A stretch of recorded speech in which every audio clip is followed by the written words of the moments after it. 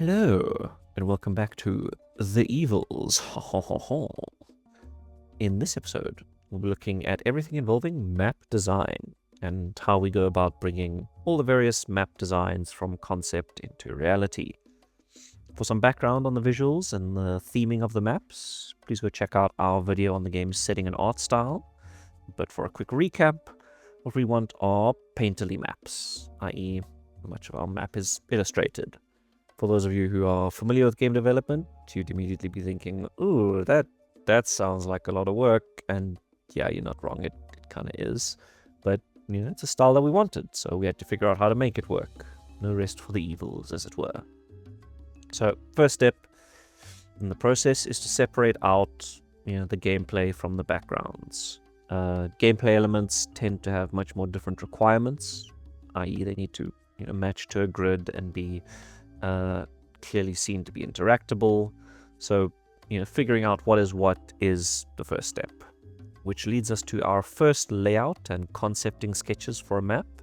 So we take the narrative concept for the map, so in this case an isolated desert city, and establish the gameplay areas with a grid, and then we have the rest for background illustrations. But before we actually get to the background, we need to flesh out the gameplay elements and the narrative of the map a bit more. What are the buildings, where are roads, roadblocks, what's where, etc. This is where it can also make our lives a bit easier by using modular building designs. Instead of creating 1,000 assets, we can survive with around 40 and make subtle variations of that without having to do 1,000 unique drawings for a city of 1,000 blocks.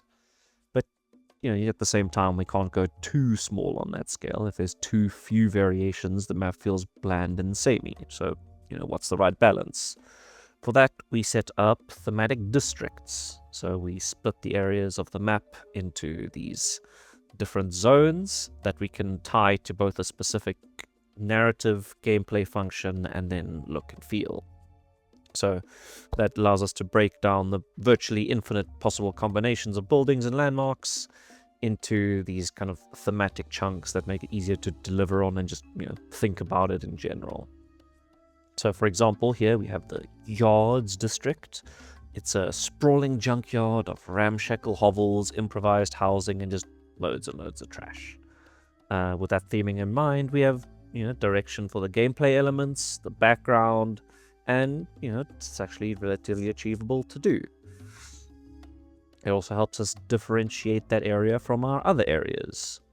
For example, the ruling district, an authoritarian cityscape filled with pompous architecture and enough barbed wire to pave the moon and back.